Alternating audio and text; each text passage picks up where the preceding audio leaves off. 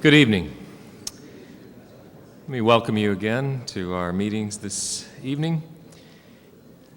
We've been having a conference here all day, and some of you may not have been participating in that, so once again, words of welcome, I think, are in order. I'm Gerald Winslow. I teach here at Loma Linda University, and I'm connected with the Center for Christian Bioethics, which is sponsoring our event today.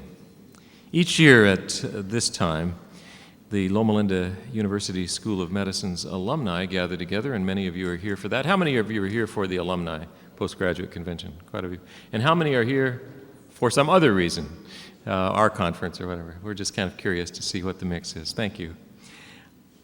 In conjunction with the Alumni Postgraduate Convention, the Center for Christian Bioethics has sponsored the Jack Provonsha Lecture. This year is the 9th Provonsha Lecture. The lecture is named for and honors Dr. Jack Provonsha, a physician, theologian, philosopher, and a biomedical ethicist who taught at this university for nearly 30 years.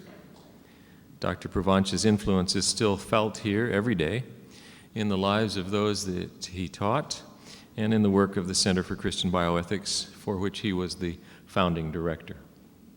This year, we're proud to present as the Provonsha Lecturer, Professor H. Tristram Engelhardt, Jr. Like Dr. Provonsha, Professor Engelhardt is a physician, philosopher, and educator. He also tells me, a sixth-generation Texan. So you can probably tell by the cowboy boots that we were just talking about. I learned from a Texan friend of mine recently who said he got this advice from his father, why you never ask a person if he's from Texas. You know the answer to that already? If he's from Texas, the advice went, he'll tell you. And if he's not from Texas, you don't want to embarrass him. I hadn't heard that before, but Dr. Engelhardt confirms that that's good Texas advice. A sixth-generation Texan, and Texas can be proud of this particular Texan. Dr. Engelhardt holds a medical degree, an MD, with honors from Tulane University School of Medicine. He also has a PhD from the University of Texas at Austin, where he also completed his undergraduate work. He's been a Fulbright Fellow in Germany, and he's also studied there at the Institute for Advanced Studies in Berlin. Currently, he's professor in the Department of Medicine, as well as the Departments of Community Medicine and Obstetrics and Gynecology at the Baylor College of Medicine. In addition, he's professor in the Department of Philosophy, Rice University, and adjunct research fellow at the Institute of Religion in Houston, Texas.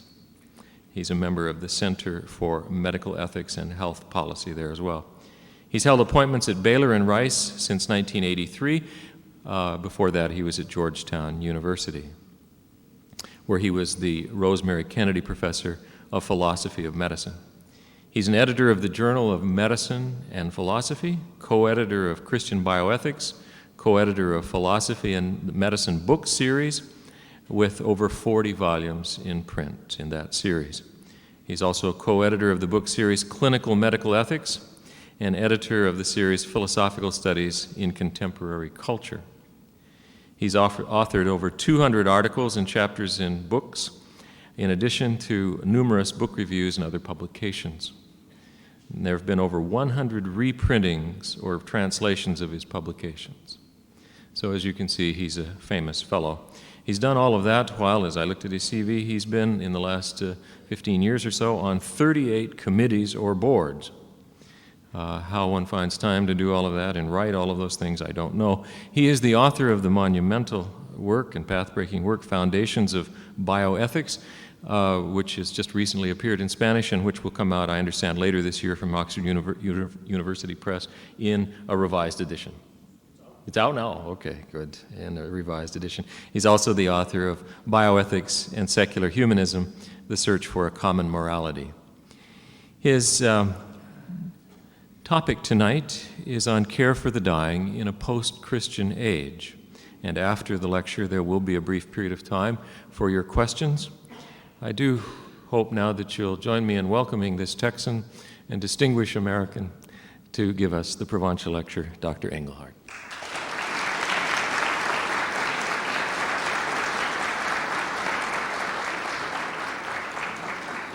Ladies and gentlemen, let me begin by underscoring what an honor and pleasure it is to be here to give the Jack Provonsha Lecture. And I want to say also how much I have benefited from the meeting to date, enjoyed the presentations, enjoyed the discussions. What I will do tonight is unfortunately play the role of a philosopher. And that may put you to sleep, because philosophers worry more about arguments than they worry about conclusions.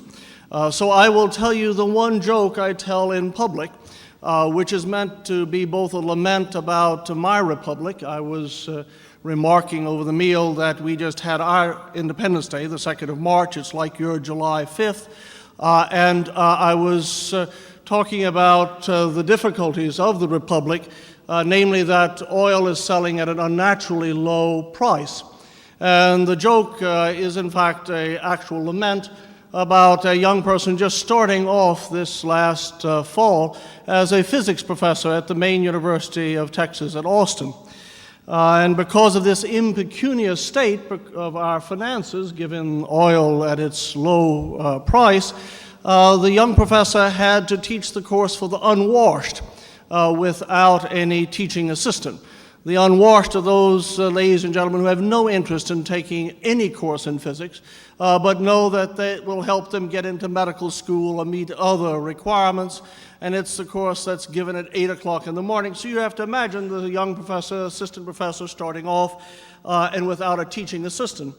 Well, the young professor, being prudent, decides to set a very easy exam question, namely, how armed with a barometer can you determine the height of a tall building? Now, the professor presumed that the people would appeal to the laws of the compression of gases and take a reading at the bottom of the building and again at the top, and most of the people tried, and a good majority didn't do well.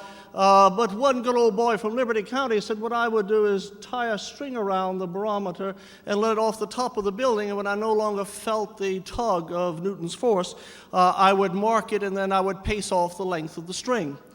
Now, the professor initially was going to flunk the guy, but thought maybe he had had as bad a first semester as she had, and so the professor was kind and brought the student in and said, that's not the right way to answer the question. And he said, well, why not? It'll work. And she said, well, look, bear in mind, this is the Maine University of Texas in Austin. It's a physics course. We expected a little bit more complicated mathematical calculations than pacing off the length of a string.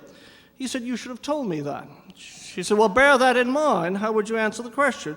He said, I'd wait for a sunny day. Well, what would you do on a sunny day? Well, very simple. I would put out the barometer. I'd measure the length of the shadow cast by the barometer and by the building, and knowing the height of the barometer and the law of simple proportions, I'd calculate the height of your building.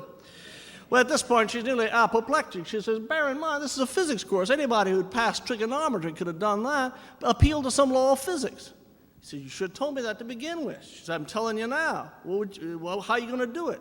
He said, well, simple. I'll go to the top of the building, take off my watch, and I'd throw that barometer off, and I'd measure the time. And with 1/2 st squared and a few side calculations for speed, I would, for wind resistance, I'd calculate the height of the building.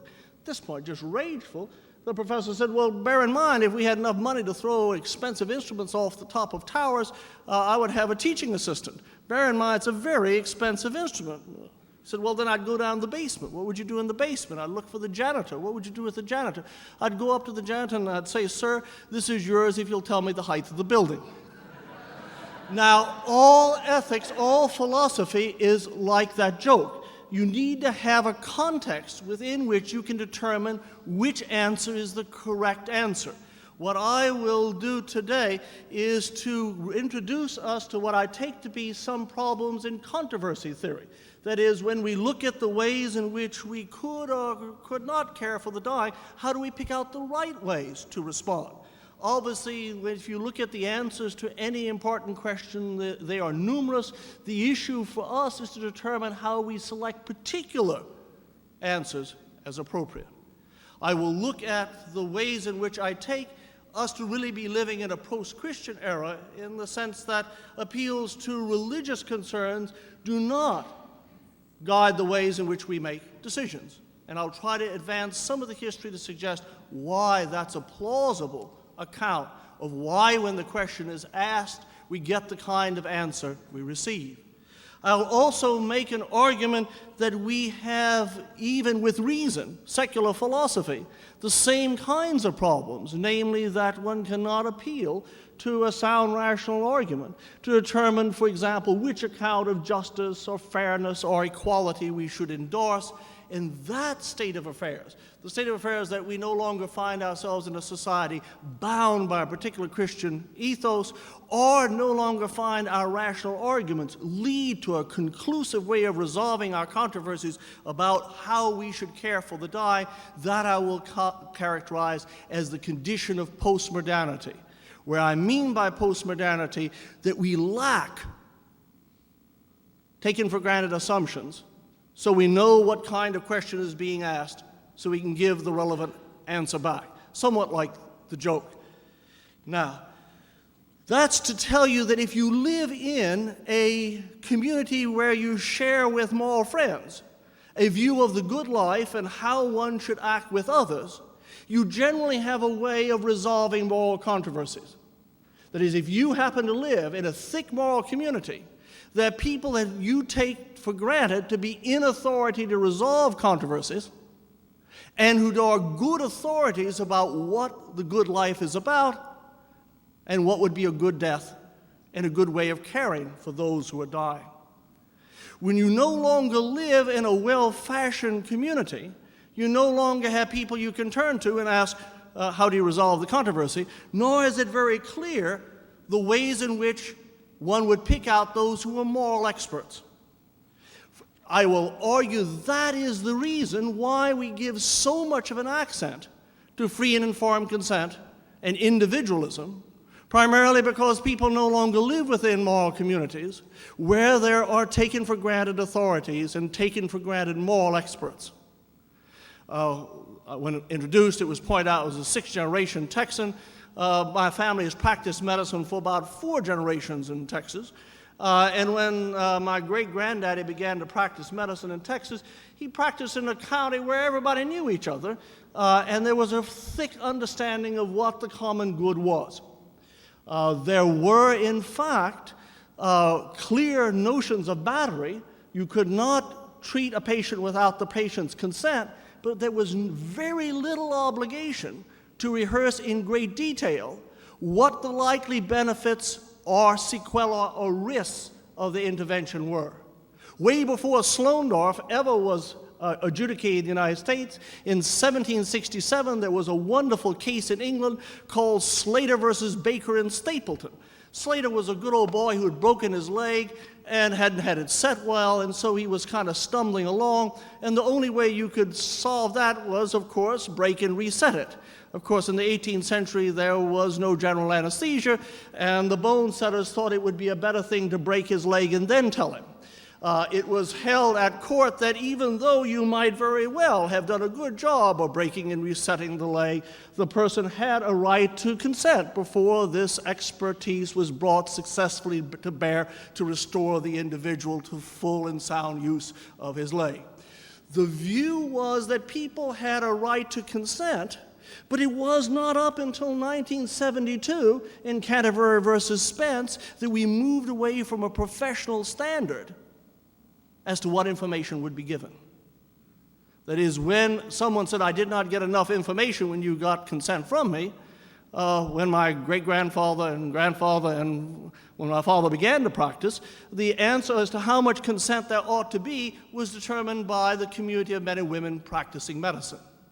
Consent was simply to enter into a practice that the society knew about. You knew that physicians generally told you things, but not everything. St. John Chrysostom speaks about the good physician as one who doesn't tell everything to the patient. It would cause the patient to have much anxiety. Everyone knew this. You didn't have to have medical treatment. That is, if you had broken your leg and hadn't had it set properly, you could surely say, no, don't touch me. You had a right to decide when you would enter into the practice. But the practice was whole and sound and existed independently of what the patient might want that practice to be. What happened in the 60s and the 70s was the breaking of a set of assumptions that we all agreed what physicians and other people should be doing in society, and the standard of disclosure moved from that of the professional standard to that of the reasonable and prudent person. Now, there was a sort of aside here about what a reasonable and prudent person could be in Texas. You can understand that some people might think that to be an oxymoron. We've, in fact, by statute, identified 12 men and women up in Austin as reasonable and prudent Texans to tell us what we should tell people. But most states haven't taken that exotic step and have left people on their own to try to determine, as a physician, what do you think a reasonable and prudent person would need to accept the treatment, refuse the treatment, or choose an alternative. Now the practice is no longer a practice independent, but a practice that every person gets to control by saying, I want to know exactly what is taking place. Now, my point is not to say that's good or bad, I may have opinions about that, but to say that a major cultural shift took place when we no longer constituted ourselves clearly as a community accepting certain standards for professions. And we move from engaging someone's consent. Do you want medical care? You want medical care? You get it the way we do it. To, now I'll have to tell you everything, and you can decide all the way down the line what will happen and what won't happen. And that's because people no longer were sure they shared this communal fabric. So we became became individualistic by default. Individuals were always there, but the individuals had consented to a thick community of agreement. That is, you can, as an individual, agree not to be treated as an individual. I had a cousin in 1958 who joined the French Foreign Legion, the only person in the family who speaks French. He learned that you could, as an individual, go down to the council and they would let you join. Afterwards, you were part of a very thick practice and you did not give any lip to your sergeant. You, as an individual, entered a community which was not individualistic. What happened as the fabric of our society's assumptions came into question is that we moved from being individuals who entered into practices to being individualistic, because you could never assume what kind of background assumptions people in fact brought, either as patients or as physicians. Now, what I'm going to do tonight is to give bad news you should have already noticed, namely, we don't agree about the important things about suffering, dying, and death, nor do we have the ability, in fact, to do it anymore, which puts us in a difficult situation from which there is no easy remedy. And I will spend most of my time suggesting how bad it really is. That is, when we begin to talk about care for the dying, we have to understand we're talking about it in a period of immense cultural change, where the very presumptions to get clear, what do you mean by the question, so I know what answer I should give back, as I gave you in the joke about the young professor teaching the boy from Liberty County, we can get in to have that fabric to know when the answer is likely to be relevant, because people are asking such different questions all at the time. That means we have conflicts not just about good death, but also how we should even provide health care. One of the interesting things that comes up in any political debate about health care reform is we find out we don't agree about equality, fairness, justice. What people will notice is that people run for the presidency, that they say, gee, that person is an extremist. Whichever side you're looking at is to tell you that there is great disconsensus about fundamental notions, and we don't have in the background ways of adjudicating those differences. Now, that's to say we're entering a post-Christian world, a postmodern world, just as we have high technology with high costs and an aging population. That is, we've never been able to do as much at as much cost, and we have less coherent view about how to proceed.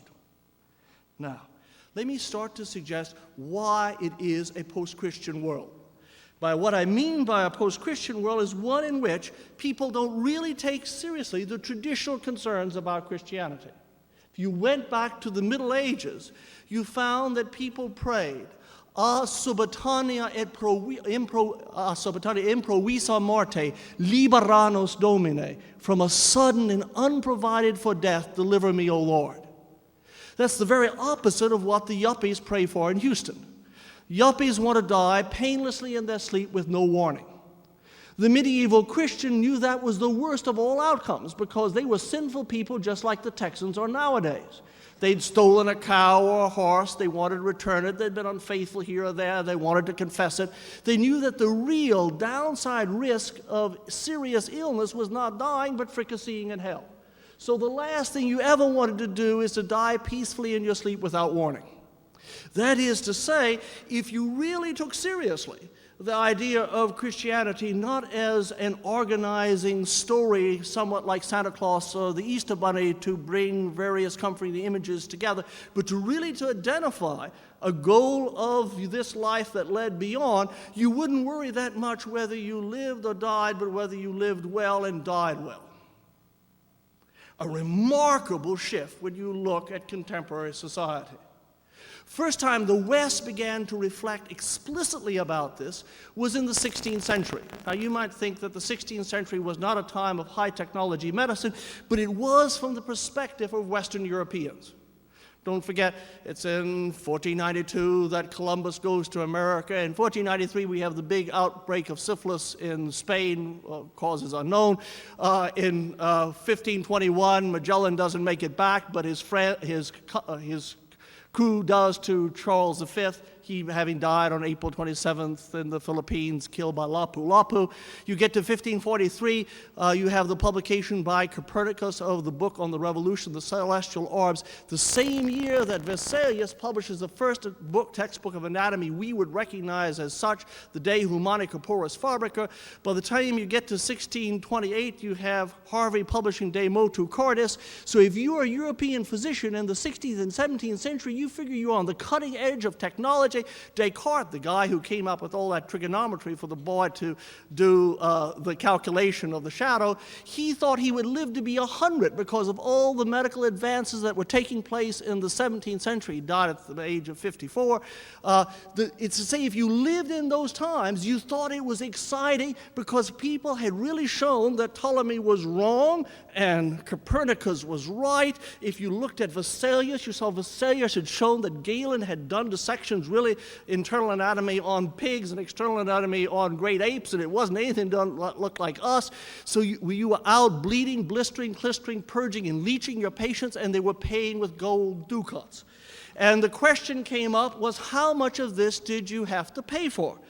And Cardinal Cajetan, as well as a very important lawyer at Salamanca, Franciscus a Victoria, a Dominican, a man of great learning who was one of the first people to decry the inhumanity of the Spanish occupation of Mexico, a man of brilliance, answered the people saying that you didn't have to accept any treatment that constituted an undue inconvenience. Because the goal was to die well, not to postpone this life as long as possible. Now that fit clearly in a Christian culture that presumed the most important thing was to get your life together and to die well and to have repented from your sins. He said that no person of moderate means had to invest more than 3,000 ducats in saving his life, which a Jesuit priest in 1941 translated to $2,1941. He said, obviously, you did not have to go to a surgeon. Surgery was without general anesthesia. There was probably some sexual harassment in Paris. It said a virgin did not have to be examined by a Parisian surgeon. That anything that caused you an undue inconvenience was sufficient for you to say, no, I don't want the treatment. It even extended to the issue you could turn down artificial hydration and natural hydration and nutrition. He had some patient who really hated chicken soup, and he addresses the issue of whether the person was obliged to drink the chicken soup. And he says, surely not, but if he turns it down, the worse it would be was a venial sin, and it surely would not despoil him from heaven. It depends upon how much a burden it would be. There were other very interesting cases that came very clear to show you never had to accept any treatment that didn't promise you full recovery. You only had to si sit spes solutis, only if there was hope of health, or sia fulget spes convalescendi, and there were cases drawn out of casuistry in the 17th century, which were developed by John Cardinal de Lugo. One involved a guy who was about to be burnt at the stake, and his buddies were going to come by and throw some water on him. And the question was, did he have to accept the water? And the answer was no. Nemo ad inutile tenetur, no one is required to do useless things. Even though it would slightly postpone his death, it was not sufficient. That was later then taken in the reflections in the 18th and 19th century to say you didn't have to accept the treatment if you're just going to marginally postpone your death. There was another case of a man being starved to death in a prison, and his friends were smuggling in food. And the question was, did he have to accept the food? And the answer was only if they could smuggle in enough food to keep him in good health ad infinitum. If it only prolong or postpone his death, he was not obliged to accept it. Parum pro nihilo re portator, too little is the same thing as nothing. And that was not artificial hydration and nutrition. Now, obviously, if we took Christianity as seriously as those people did, rather than worrying about the Patient Self-Determination Act, as people would come into hospitals, we'd ask, are you ready to meet your maker? Have you worried about damnation sufficiently to get your soul in order? If you look at the Middle Ages, one of the councils of the Church, of the Fourth Lateran Council in the West, said that no one could go to a physician who didn't already had first gone to his priest to confess his sins, because physicians never told patients when they were going to die, and you want to make sure the person had made peace with the Maker beforehand. We don't live in such a world. Instead, religion functions at a distance from resolving the kinds of controversies for most individuals, not because I think that Christianity is not true, but it does not play the role to give the premises to resolve the controversies regarding how one would use treatment. Because if you really did believe, you wouldn't worry that much about saving lives at all costs. A post-Christian world is really one of yuppies who live only once and have to ask themselves, how much is it worth if you're going around only once? Pope Pius XII, when critical care units were first being developed at Mass General and Uppsala and Copenhagen, was asked by a number of anesthesiologists, how much do you have to use these new ways of maintaining people? And he said, well, only if it doesn't cost too much for the family or society or the patient. Sort of puzzled. If you really believed in the afterlife, why would you spend all that time staying in a critical care unit to marginally postpone it a bit? So when we come to look at how to resolve moral controversies, it's quite clear there is a rupture between us and what was, stipulatively at least, the traditional Christianity of the West, which accepted the goal of human life not to be here but beyond, and therefore it would have been a kind of idolatry to try to save this life at all costs. Now, if you can't solve it by religion, perhaps you could solve it by philosophy. Now, let me show you why that won't work. I'm going to start now and try in 10 minutes to give you an entire history of Western reflection. And I'm going to divide the history of our reflections into 4 periods: ancient, medieval, modern, and postmodern. Ancient world was kind of like Houston today. It was multicultural, polytheistic, kind of skeptical. It was kind of ecumenical. The reason the Jews and Christians didn't get along well is that they went around saying, we got the only God in town and yours is an idol, which didn't go well. Severus Alexander worshipped in his private chapel Jesus, Abraham, Apollonius of Tyana, and Orpheus. What was wrong is to say that you had the only God, or the other fellow's God was bad. The ancient world was generally, like Houston again, multicultural, polytheistic, somewhat skeptical. What happened to create the West as we know it? And part of it was its rupture from the rest of the civilization. Whenever you want to pick out Alaric in 410, and August goes through Rome, pillages it. 476, the last Augustus, Romulus Augustulus resigns. The West goes through a major plague in the beginning of the 6th century. Pope Gelasius I, around 494 and 495, uses in a letter a distinction for the first time between antique and modern, antiquus and modernus, modus hodiernos. And he sees this big cleft taking place in the culture. What comes out in the West is a monocultural society that's monotheistic, but has as much faith in reason as it has faith in faith. The view was by reason alone you could come to almost all the conclusions of Christianity. It was kind that when you introduced me, you didn't point out that for a period of time I was a deputy sheriff in Comal County, Texas. Imagine I would, as this deputy sheriff, come to see you all, and let's imagine it's the beginning of the 14th century, and you're at some public house in London, and you're all boisterous, and I come in and I say, you all are under arrest. And you say, by what authority?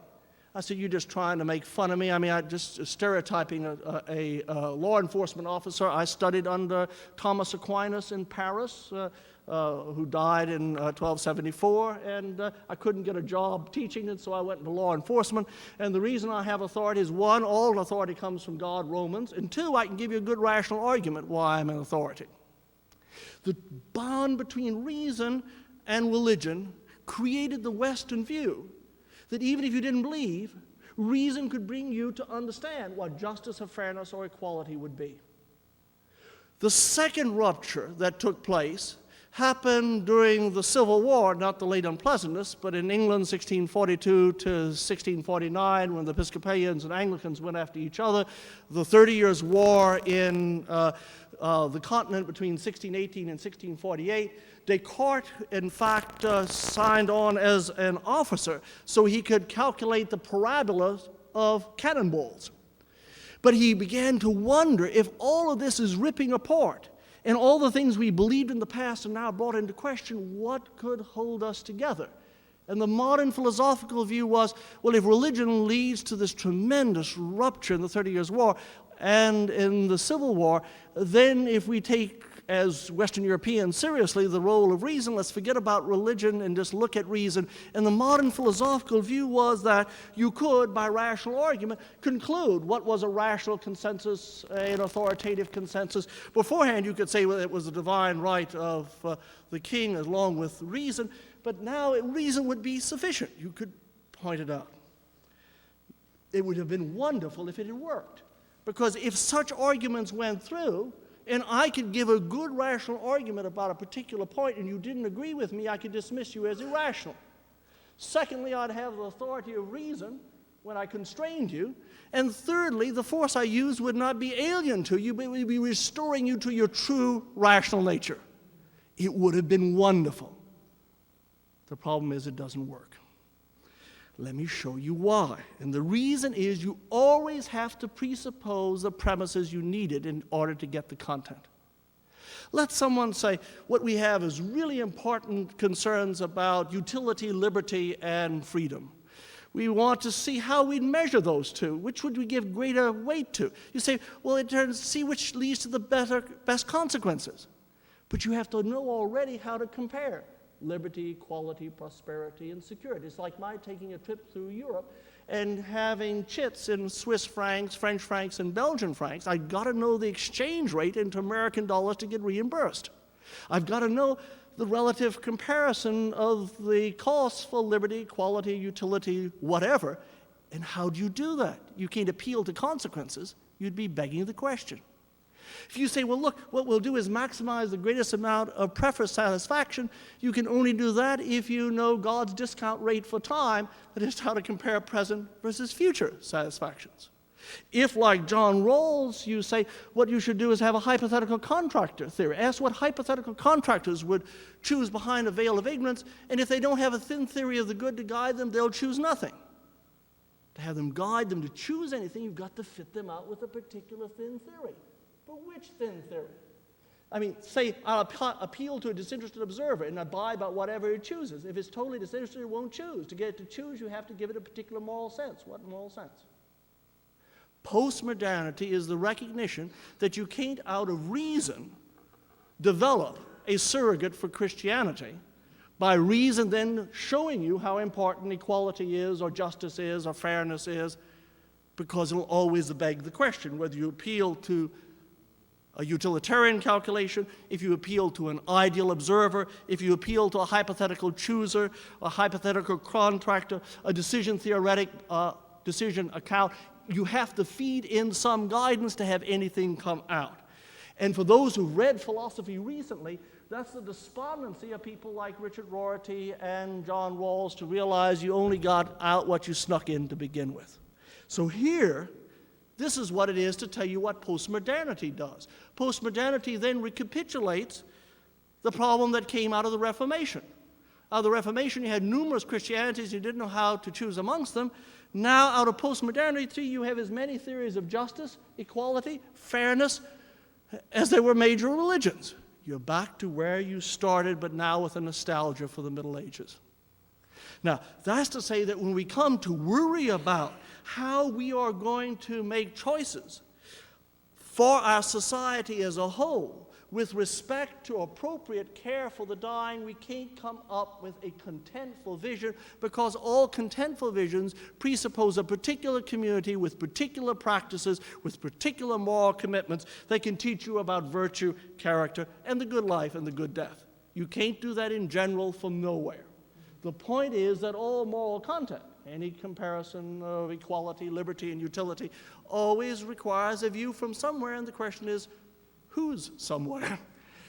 And here we are then, in a multicultural, polytheistic, skeptical world, very much like the ancient world, where morality becomes more ascetic than moral, and religion becomes a way of life rather than something that directs you to transcendence. And you find us now in postmodernity, in a post-Christian age, trying to decide how to face death. Now, under those circumstances, there are very few things that we can talk about. We can probably we'll have to step back with theories of rights and justice, because those will divide. There's many theories of rights and justice as there are major religions. We may be able to step to thinking about health care as a kind of insurance against the natural and social lottery, where we arbitrarily take out a particular limited insurance policy, and that's it. It doesn't descend from God, we just create it. Then you have no problem of understanding how any health care system has to trade off between morbidities and mortalities, because any healthcare system, if it's going to be derived for reason, has to compare pneumonia with root canal. Both hurt a lot, and surely root canals feel terrible. How do you make a weighing? And the answer is more or less like Oregon in one interpretation of Oregon, namely you're not guided by any theory of justice whatsoever. You're taking out a sort of basic account, a basic insurance against losses at the natural and social lottery. But to do that requires regaining the ability to gamble with our lives. Any society that's going to use its resources well has to gamble with the lives of the people it loves, including oneself. I was remarking over dinner that a trip from Houston to Paris costs about $1,000. The chance of crashing is about 1 out of 7 million flights. If someone would advertise a flight to Paris at 1/10 of the usual price and 10 times the chance of crashing, I'd buy a ticket for my wife and myself, because the chance of us dying on the way to the airport is higher than even under that higher risk. So it's worth taking the risk, worth gambling. And if we crash, we say, well, you know, we roll the dice and we lost, which is to say that if we're going to recapture a way of talking about limiting treatment, not only when we're dying, but also as protections against death, we have to step back from language of justice and fairness and look instead at basic insurance, where you buy a basic insurance coverage, and if you want more, you purchase more, and you give up on any notion of an encompassing understanding of fairness or equality, because you will never find it. That is, as we come to postmodernity, we are forced not only to realize that the whole world's a gamble, medicine is part of the gamble, and therefore we must gamble with ourselves, but that we are unlikely to get a consensus for an all-encompassing system, and therefore what we need to do is, in pieces and bits, do as best that we can. Before the evening break, I remarked that you can get a great deal of basic mortality, not morbidity, but mortality protection very cheaply. In 1991, we invested about $2,868 per person for health care. The United Kingdom, about $1,043. In Greece, $404. We came out ahead for mortality, not morbidity, only when you get to the age of 80. Women in the United Kingdom had a mere life expectancy of 8.2 years at age 80, and the United States, 9 years, 0.8 of a year more. Surely you had access to ocular lenses, all other kinds of morbidity-relieving interventions. But the point is, if we're going to recapture some ability to face death, we'll have to have a secular surrogate for what the Christians had in the Middle Ages, namely a way of accepting finitude. The difficulty with health care is that it is in great measure blown out of importance so that it becomes a focus of very impassioned egalitarian concerns. Everywhere else in our lives, we accept a great deal of aggressive inequality. We create basic public health, public school education, and if you want to, you can purchase private, better basic and luxury. Everyone gets some basic level of police protection, and if you want more, you can have special licensed vigilantes in your neighborhood.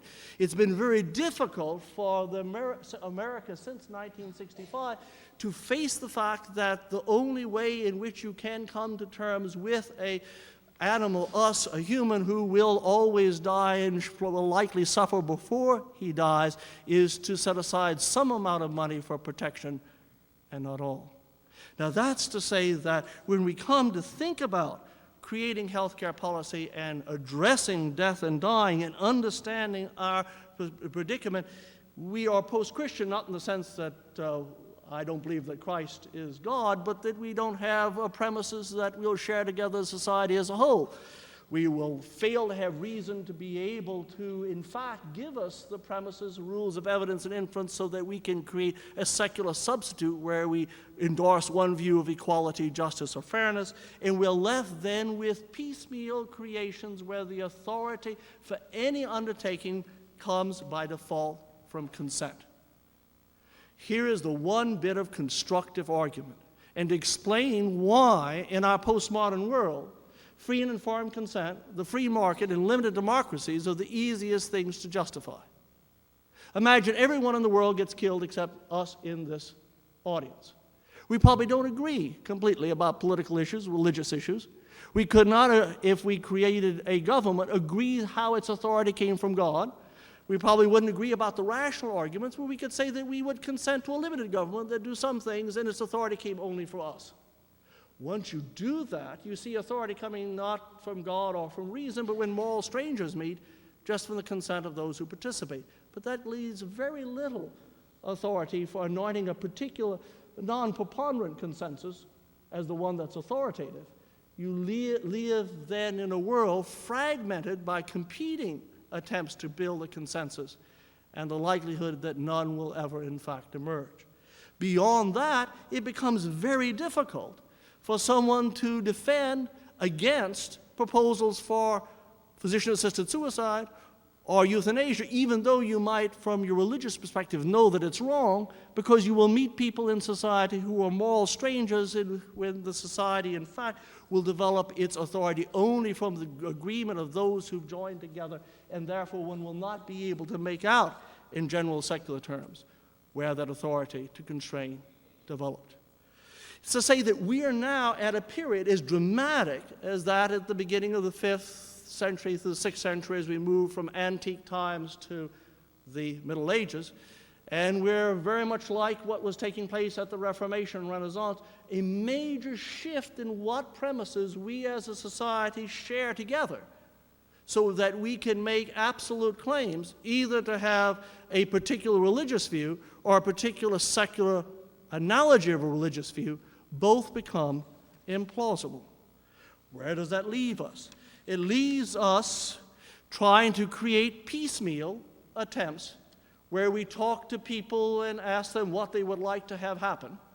either to come into an agreement with us explicitly, as with the various advanced directives which we have fashioned, where the response has been, I don't really know what you want, but if you don't want this, you won't get it, because you can withdraw the permission for me to touch you, so that at that point you step out of the practice and won't be treated.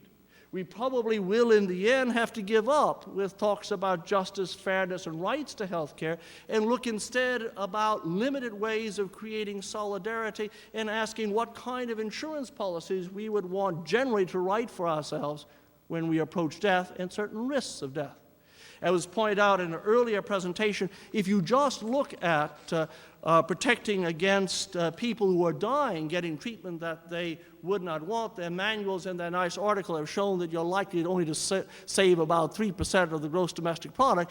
But if you step back from providing other forms of treatment as a general part of a societal commitment, we know from comparing ourselves with Greece and comparing ourselves with the United Kingdom, you will save more. Where does that leave us? It leaves us in a very unpleasant circumstance where we will, from this point on, have deep religious and cultural disagreements that will not be resolvable. Until everyone, quote, converts to the same religion or everyone accepts the same basic philosophical propositions, they will not calculate the same utility outcomes, will not see the same choices as just or fair. They will not agree about the same understandings of what equality commits us to. Under those circumstances, the only way of resolving controversies is by permission, and that always limits the authority of those who would want to create an all-encompassing undertaking, because it's implausible that all have conveyed much authority to this enterprise. And what one does then is to try to fashion enterprises that are limited and also easy to exit. We find out that medicine is the place, in fact, where these cultural conflicts express themselves most clearly.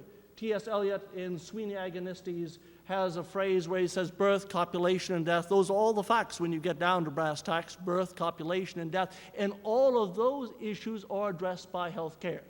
Birth touches on issues of abortion, copulation on third-party assisted reproduction, and death on issues of euthanasia. We are likely to see in the future as deeply and unresolvable controversies about physician-assisted suicide and euthanasia, as we've already seen surface about abortion and with regard to third-party assisted reproduction. So, too, there's no reason to believe that we will be able to discover our way out of our debates about fairness, equality, and justice, and will in the end probably have to abandon that way of approaching the issue and speak instead about limited solidarity, limited ways of ensuring ourselves against the ways in which we're exposed to the natural and social lotteries. A difficult thing to face. Plato already in Book 3 of the Republic realizes facing finitude is the most difficult thing for humans. The problem with being human is that you have all the aspirations of gods and goddesses, but only the wisdom, knowledge, and resources of very finite human beings. And there's no way from that predicament. Thank you so very much.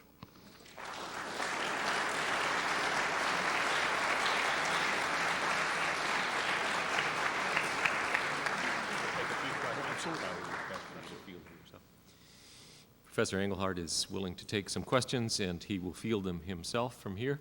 And so that we're all at ease with this, why don't we say that we'll agree to finish no later than 7:15. Yes.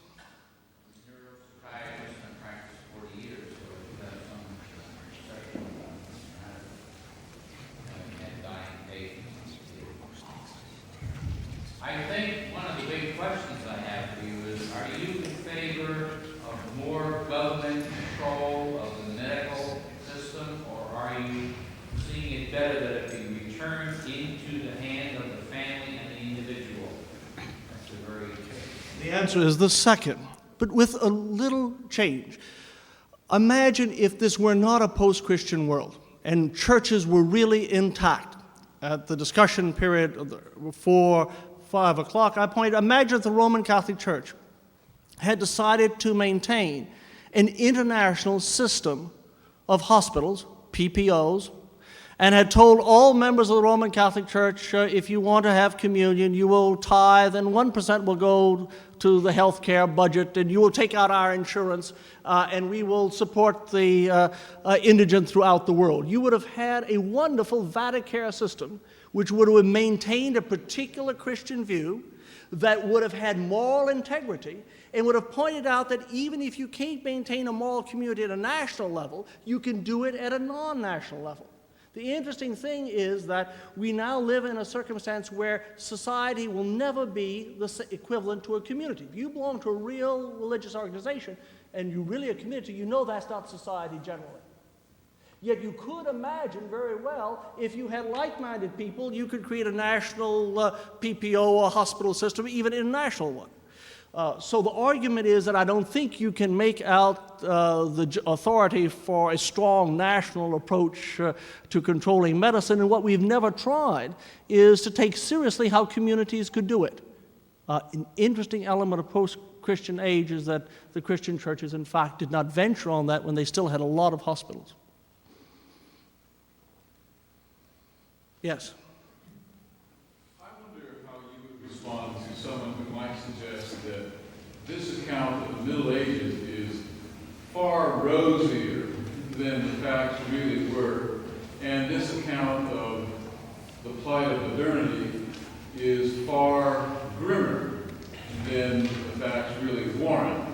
And if we would go back, we would see that there was a lot more diversity than might initially have struck us, and that we have more consensus now than we sometimes think. And therefore, we can do more than simply do piecemeal, bit by bit negotiation on small matters from which we can easily exit. Very good point. Let me answer the second point first. I think I can show in principle we don't have that consensus.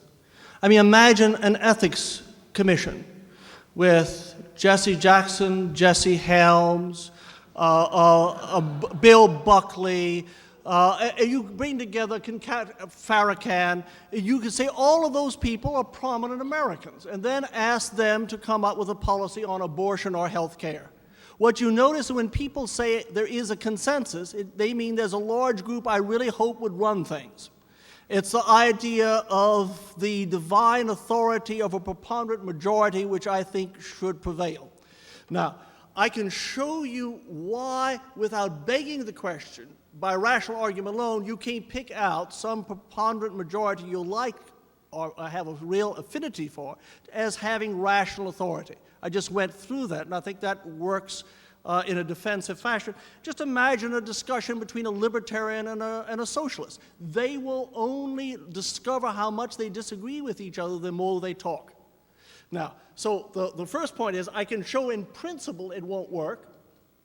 And secondly, all you have to look at is the political debates within the people just running for president, from Buchanan to Clinton, to see that they're radically different views of what our polity should be about. If you mean by consensus those who agree with me, then you beg the question. Now, the Middle Ages, I agree completely. It had a great diversity it would not acknowledge. Mine wasn't a sociological statement, but one that came out of the synthesis of the High Middle Ages, that reason itself and natural law could disclose to you the general ways in which persons should act together.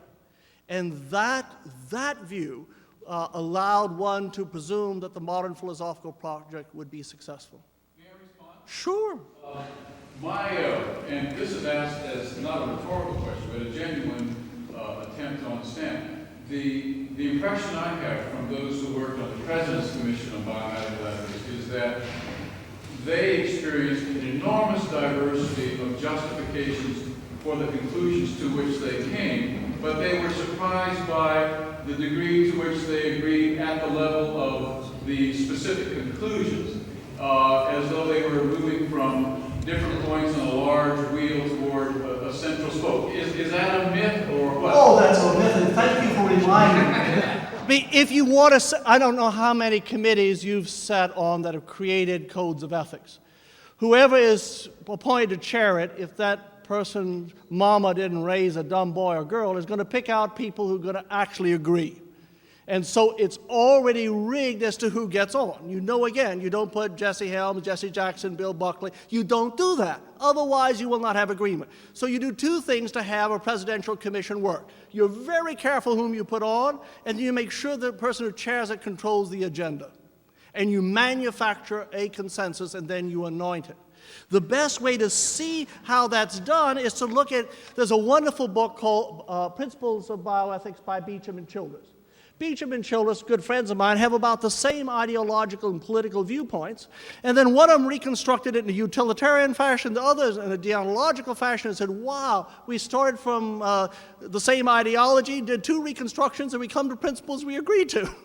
Well, that's what you'd expect if they didn't go awry someplace along the way. So there are ways in which we want to cover up this real gulf that exists between those who are traditional Christians and non-traditional Christians, between those who believe and those who are secular, those who are egalitarians and those who are libertarians. There's no rational way to get around it. And that's the horror of a post-Christian, postmodern age. Not that I don't believe as a Christian, and not that I don't have my own ideology, but I know that there is no way in which that's rationally going to be defensible. But thanks for the question. It was splendid. Maybe I've read people are phased here. Do you think that the profession of medicine ever could claim in the past an internal morality?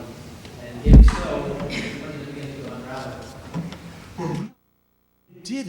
It did it like the Middle Ages. It excluded certain people. I mean, the reflections were, it was the morality of good Christian gentlemen. I mean, all of the reflection from the 18th to 19th, paying no attention to the great Jewish contributors to Rodrigo Castro, for example, is never mentioned.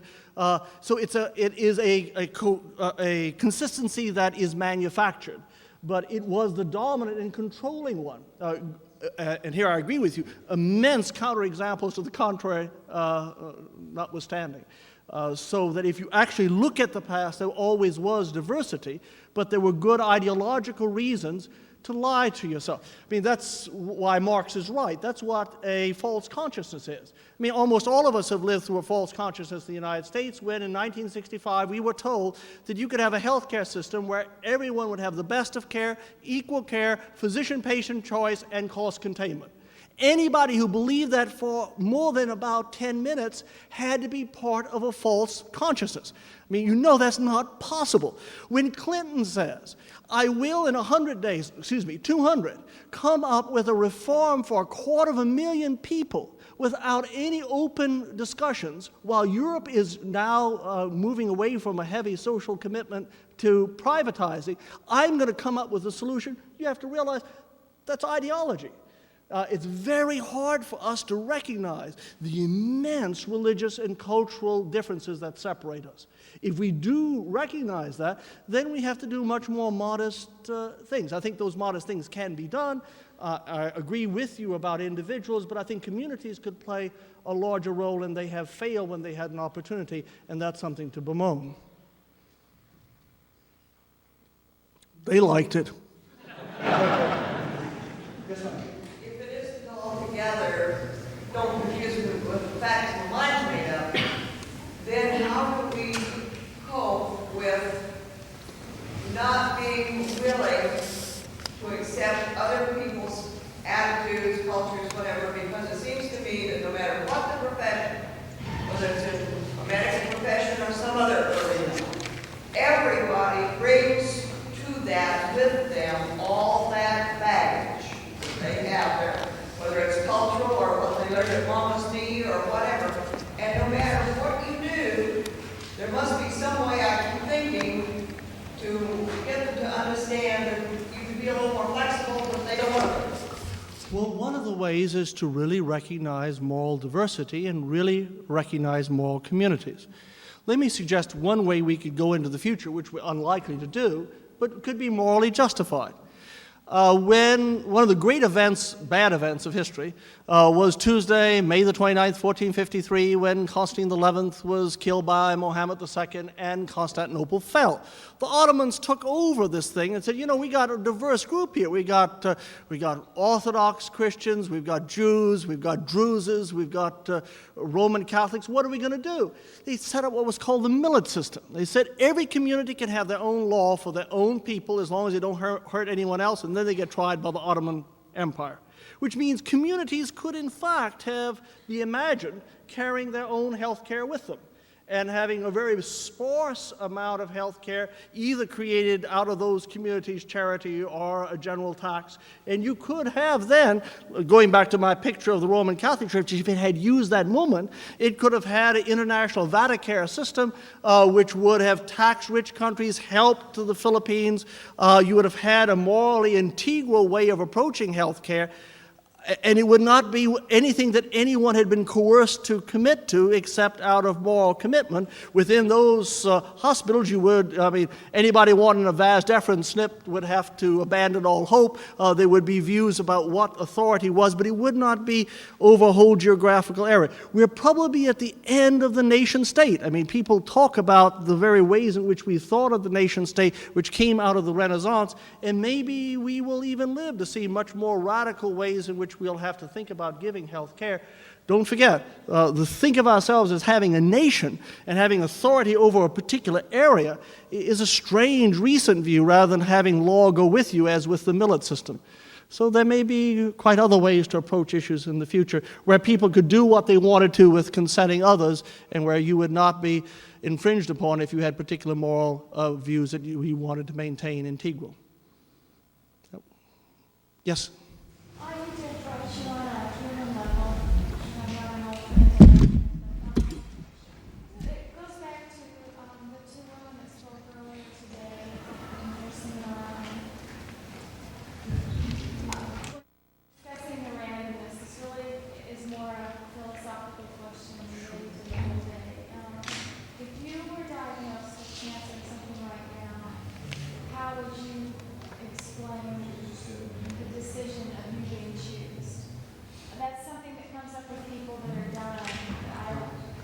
How would I explain the choice? Well, how would you rationalize that you got cancer? Gotcha. I'm a believing Christian.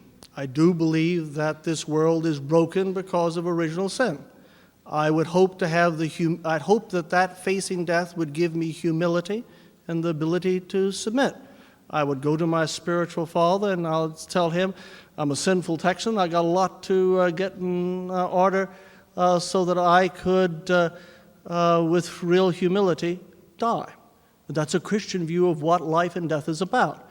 So if you ask me personally, give you a personal answer back, I'm a believing Christian, I'm an Orthodox Christian, so I'm an Eastern Christian, not a Western Christian. I would go to my spiritual father. I would try to be as humble and submissive, knowing that's what the cross is about.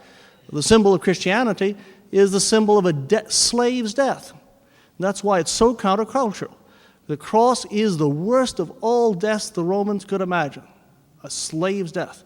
And Christians are called to die like a slave, in complete humility. So my personal answer is I would try my very best to approximate that. I just have such a hard time. There was a 60-minute thing on this neurosurgeon that had cancer, and he still worked and did surgery on people. They showed it several times. And I didn't know why he was chosen when he was doing so much good and saving people. He was one of the best neurosurgeons around. I mean, the Christian answer is,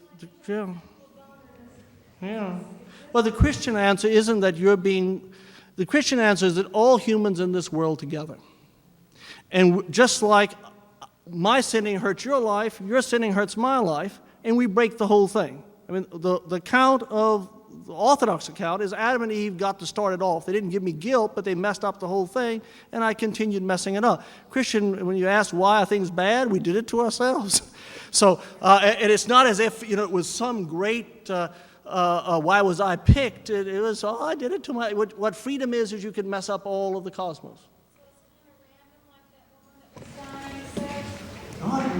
It's the outcome of a real free choice. Mine. Real free choice has real consequences.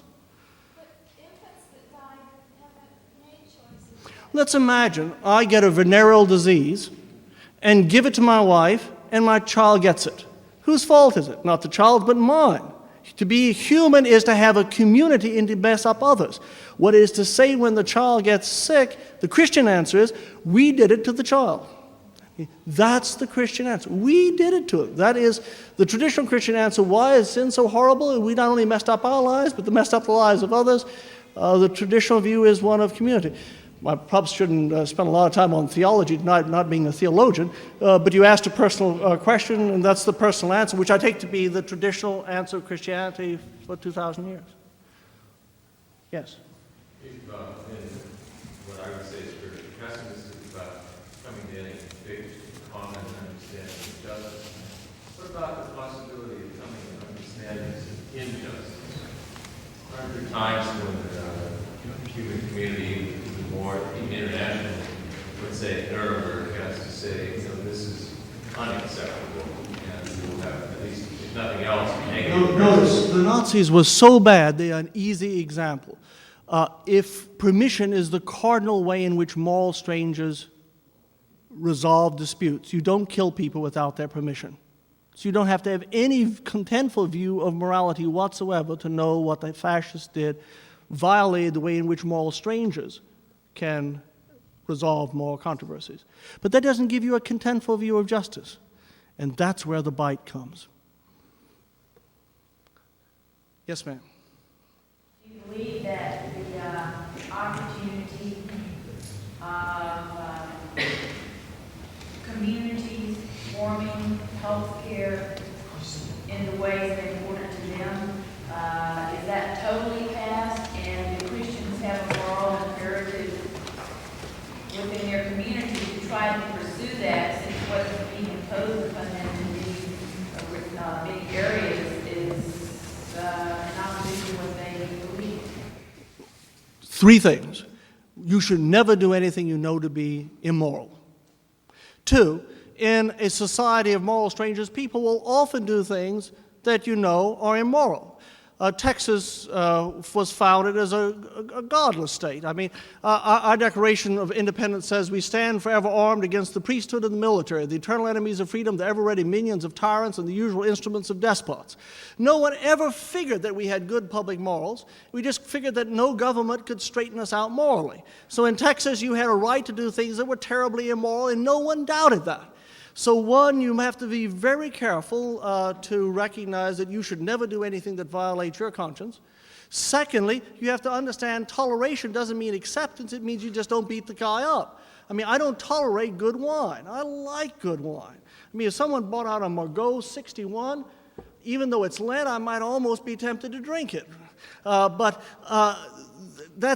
tolerate the things I don't like. So the first point is, keep your moral integrity. The second point is, understand that toleration does not mean acceptance. But the third point, if you have a community, my gosh, do together the things that you know to be important and do them well. And then you'll be an example to others and you'll do good for all. Yes? You're strong on individual rights, and I'm interested in what you're saying on community rights. The medical profession has historically been quite a community, Hippocratic tradition, etc. Do you think that today the medical community should try to come together in having a central ethos that would be across the board for physicians, or should physicians identify with a great diversity of ideological communities and practice their medicine from those different communities as opposed to a medical community? I think that first of all, when I talk about individualism, I do it by default. If we can't have a moral community, we are left facing each other as individuals. I live in a very well knit together community. I have no doubt who are my moral friends, and I understand them. And so I'm not an individualist, but I understand that when we meet as moral strangers, we just meet as individuals because we don't share a community. The second thing is, I don't think we as physicians will ever do that again, because we will have arguments from now on about abortion, euthanasia, third-party assisted reproduction, equality. We will not agree about the most important things, and that will rend our lives. I mean, that was the bad news about the presentation. The presentation was to tell you that there was no way to discover our way out by reason from the fact that we are fragmented. And we'll have to live with a toleration where we allow people to do things we know is very wrong and try always never to become involved in that wrongness, and to try to work with communities of friends to do the good so that it gives both an example and reaches out to help. One element of finitude is that it's now 7:15. I can see people clutching their umbrellas and ready to leave. Let me use the last 30 seconds to thank you all so very much for your hospitality, for your questions, and if anyone would like to come up afterwards, it would be a pleasure to talk with you. Thank you so very much.